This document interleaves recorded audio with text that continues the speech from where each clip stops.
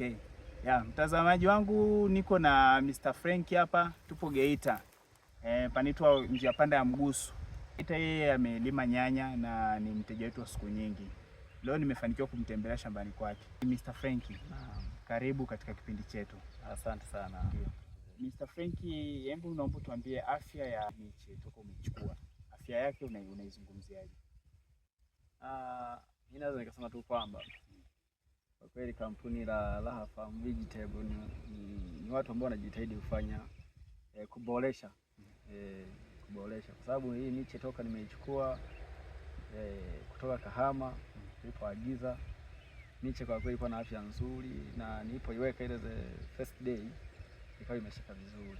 Kwa kadri nilivyoanza kuihudumia na miche yenyewe nione kuihudumia vizuri.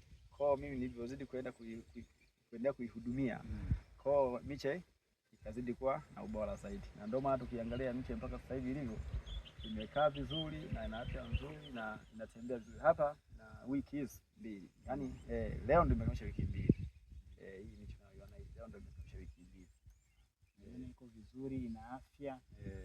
Japo bado ni midogo ila naona ina afya kwa kweli, ni vizuri sana.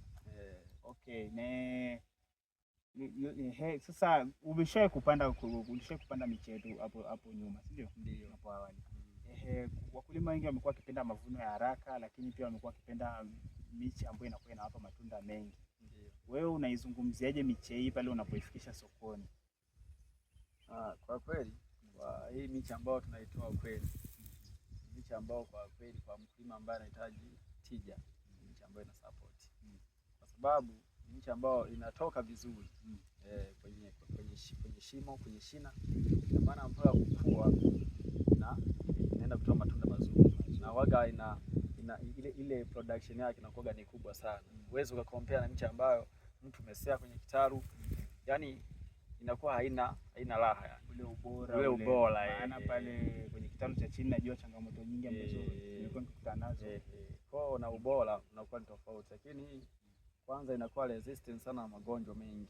Mfano kama magonjwa ya mnyauko inakuwa ni kidogo, si kwa kiasi kikubwa, ile inakuwa ni kidogo sana. Alafu then kwenye production yake inakuwa ni nzuri na inazaa matunda mazuri ambayo wewe mkulima anakupa benefit wakati wa soko. Ndio. Lakini pia kuhusu, nakumbuka nimekuwa nikikutumia SMS za kukukumbusha upige dawa. Inakumbuka. Kwa hiyo hiyo pia nenyewe pia ile kupiga dawa kwa wakati, ile mfano labda ukungu zile, au nikakwambia kuna siku nilikwambia upige dawa ukungu na dawa dudu, si ndio? Ile pale hivi inakusaidia kwamba kuweka kinga ya miche yako, si ndio? Sisi kama Raha Farm huwa tunajitahidi kwenye hilo. Cha mwisho cha kumalizia, unaweza ukawaambiaje wadau ambao wanaokusikiliza au wadau ambao na wenyewe wanatamani kupata mafanikio ambao umekuwa ukiyapata? Kwangu mimi kwa wadau wengine wa kilimo hiki cha bustani, najua wakulima wengi wanaogopa bei. Kwa akisikia kwamba mche mmoja unanunua shilingi 100, hapana calculate kwamba kwenye mche labda 10,000 hapo ni milioni moja. Kwa anaogopa bei, lakini ajue kwamba bei anayoiogopa lakini itakuwa na manufaa zaidi mbele. Mimi kwa wadau ambao wanalima bustani kama hizi za nyanya za kisasa, maana sio nyanya za kizamani za kupanda hivi. Hizi ni nyanya za kisasa, kilimo biashara sasa. Unaona? Yaani wajiachie tu. Wakubali kuja kuchukua miche iliyo bora, maana yake miche iliyo bora maana yake itatoa mafanikio yaliyo bora hata sokoni, kwa sababu sisi soko letu waga tunawauzia Wakenya na Wanyarwanda.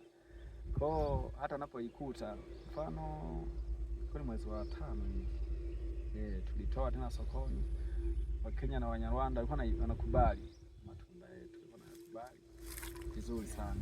Lakini sasa hivi naamini hapa hii ndio itakuwa ni babalao zaidi tunavyoamini.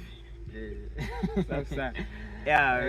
Waga sokoni pale wanapenda kwamba matunda yenye shape moja, ndio wanapenda. Unajua tofauti ya hizi ya mtu anayenunua miche na mtu aliyesia mwenyewe, au mtu alosia labda ile miche ile ya kukamua.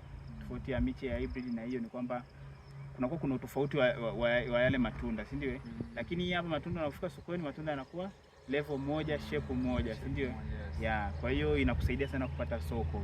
Kuna zile wanaziita chenga. Chenga unazisemeaje kwenye miche hii ambayo ya hybrid?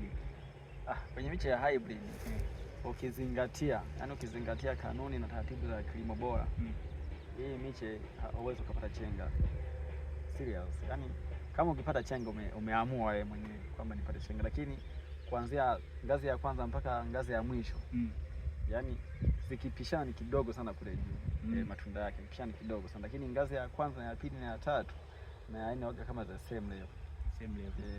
Kama umetunza vizuri, umezingatia taratibu zote, mbolea na nini, kila kitu kinakaa sawa. Chenga hazipatikani sana kwa asilimia kubwa hazipatikani kama zile miche ya kusia. Sasa au wengine wanakamua nyanya zingine, wanakamua ndo wanasia, lakini sisi hazitoi tija sana kwenye kilimo biashara. Basi mimi nashukuru sana. Sawa, nashukuru sana kwa ujumbe huu muhimu. Najua utaenda kusaidia wadau wengi tu wa kilimo huko wanaokusikiliza.